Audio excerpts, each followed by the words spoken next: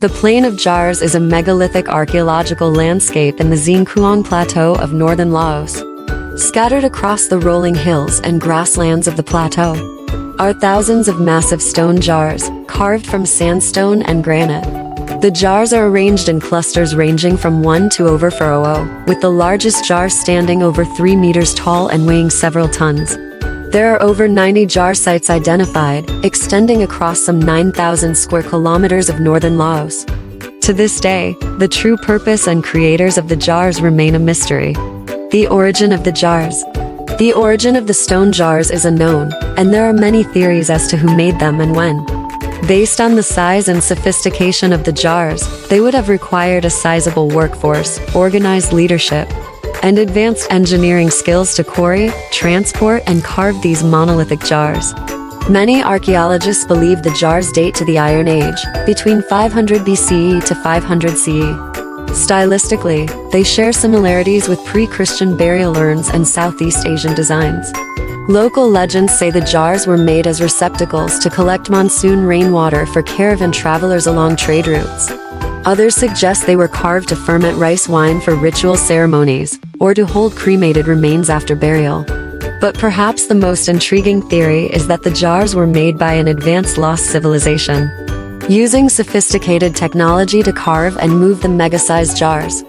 This may help explain why the LiDAR scans of 2018 revealed evidence of a vast network of ancient roads connecting the jar sites. The true origin and purpose still remains one of the biggest mysteries of the Plain of Jars. Early recorded history. The earliest recorded accounts of the stone jars date back to the 13th century by the earliest visitors to the region. Shou Daguan, a Chinese diplomat who traveled across Indochina between 1296 to 1297, wrote of seeing large stone jars near the old royal capital of Mongsua Xingkuang. In the 18th century, Lao chronicles known as Nithan Kun Borum recounted legends of a race of giants who dwelled around Xingkuang and had immense strength to carry the jars and place them on the plains. Early French explorers mapped over 25 jar sites around Xingkuang at the turn of the 20th century, proposing outlandish theories of the sites being pagan burial grounds of wandering Tibetan tribes. But despite scattered early accounts, the jars remained largely forgotten curiosities of the remote Laotian plains for centuries. It wasn't until the 1930s that French archaeologist Madeleine Colani conducted the first systematic study of the mysterious jars. She named the sites after local Mon village names, charting over 400 jar locations across 13 separate sites.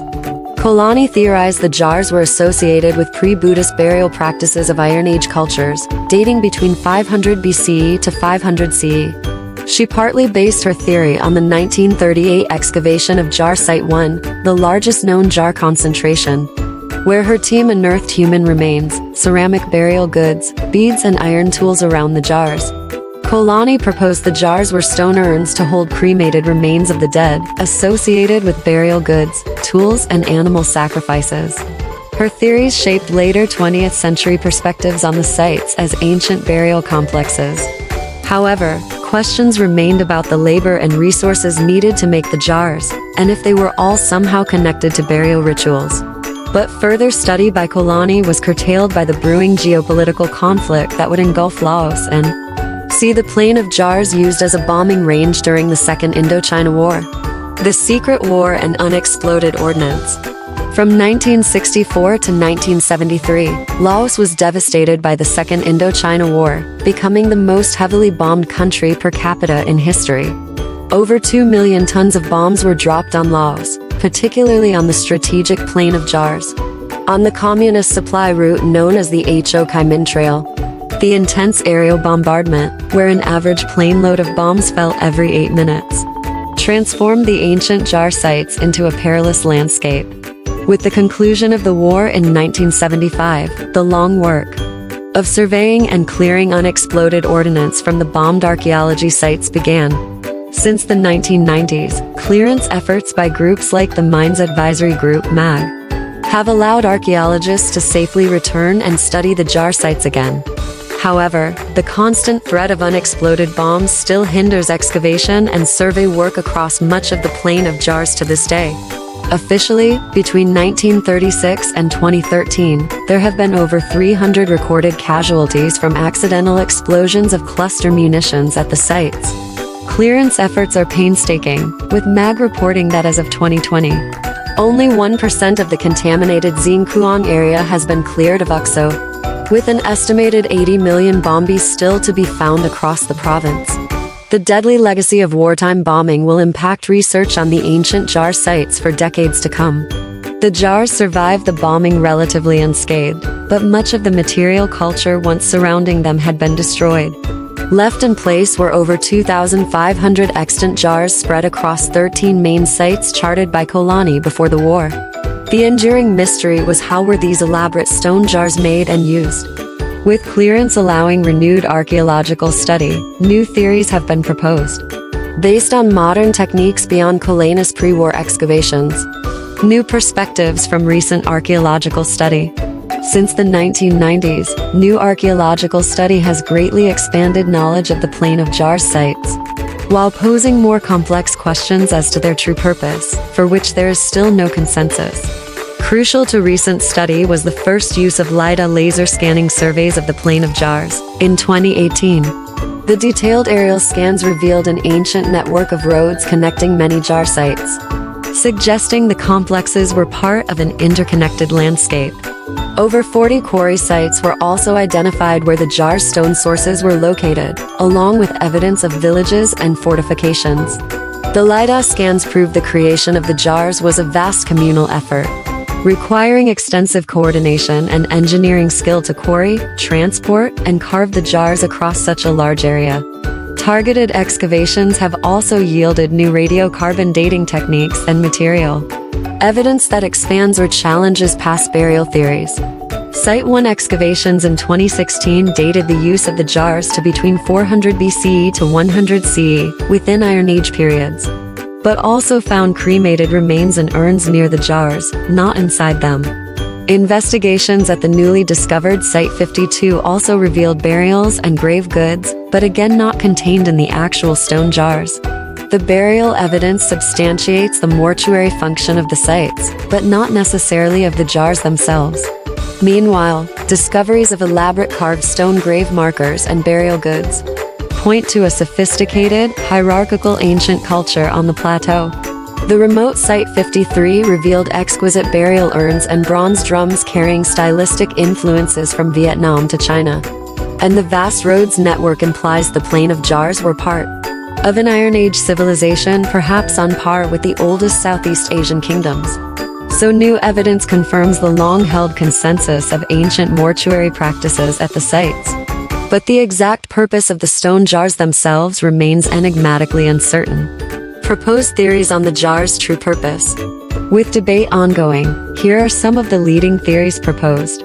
For the mysterious giant stone jars of the plain of jars, one cremation burial urns. The long-standing theory argues the stone jars were funerary urns for human remains, based on evidence of cremated bones, charcoal, and burial goods found around them at sites like Site 1.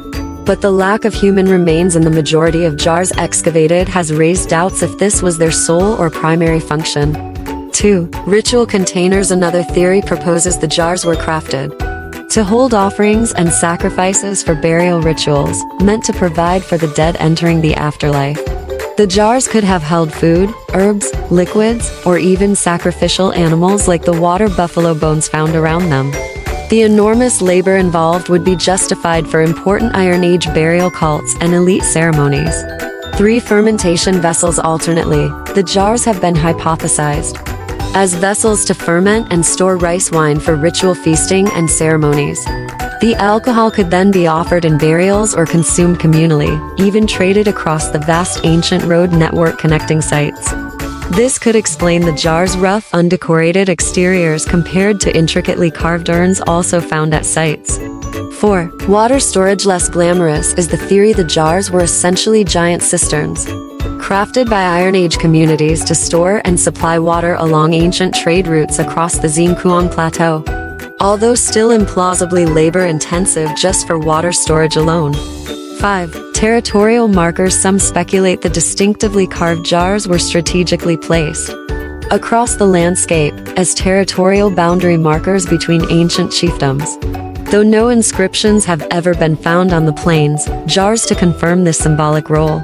6. Manufactured by a lost civilization, perhaps most intriguingly. Some speculate the scale and sophistication of the jars imply they were crafted by a now-forgotten civilization with advanced technology and engineering skills. Proponents point to the enormous carved megaliths of Southeast Asia at sites like Baalbek and Gunung Padang as evidence of a lost megalithic culture or even forgotten precursor to today's societies. Under this theory, the original creators of the Plain of Jars remain completely mysterious. Future archaeological challenges and preservation. For now, the true purpose and creators of the Laos Plain of Jars remain uncertain.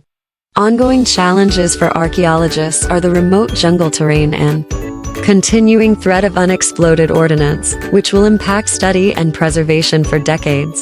There are calls for enhanced protection and World Heritage Site listing to ensure responsible tourism and research access to the storied area. In the meantime, the ancient mystery beckoning from the remote Laotian hills keeps archaeologists and adventurers entranced. The tantalizing question persists: who made the jars, and why? Their original meaning is still yet to be deciphered. But only further study will hopefully reveal the secrets of the Plain of Jars.